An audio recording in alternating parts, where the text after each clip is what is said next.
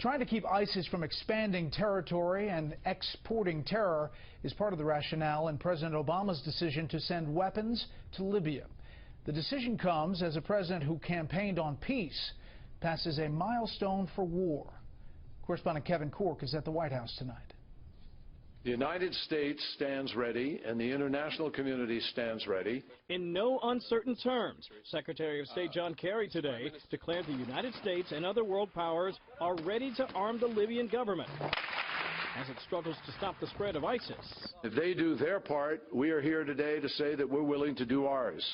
For the sake of Libya's future, we need to seize this moment. Kerry's remarks in Vienna echoed a ministerial communique released by the State Department today that said security is key for the future of Libya, and we express our strong support for the Libyan people in maintaining the unity of Libya.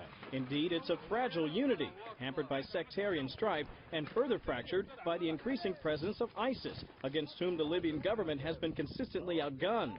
That's in part because the UN placed an arms ban on Libya 5 years ago, but has allowed for exceptions to secure the country in its fight against ISIS, which is why the U.S. and 20 other nations want to arm the Libyans pending UN approval.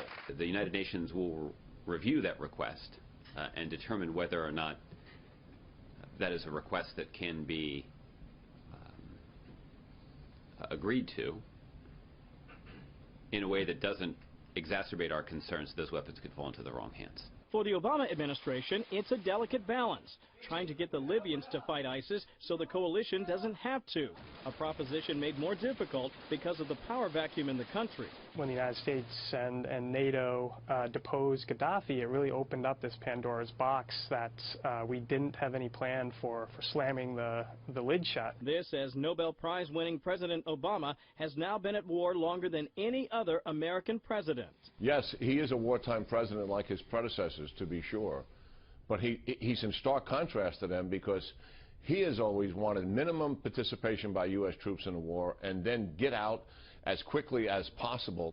Including the war against ISIS in Libya, which Americans have been taking part in since December. You know that, of course, Brett. And this tonight, I just want to pass this along. The Pentagon confirmed today that over the past 5 months, coalition forces have only been able to reclaim about 5% of ISIS-controlled areas in Iraq. Plenty of work yet to be done, Brett.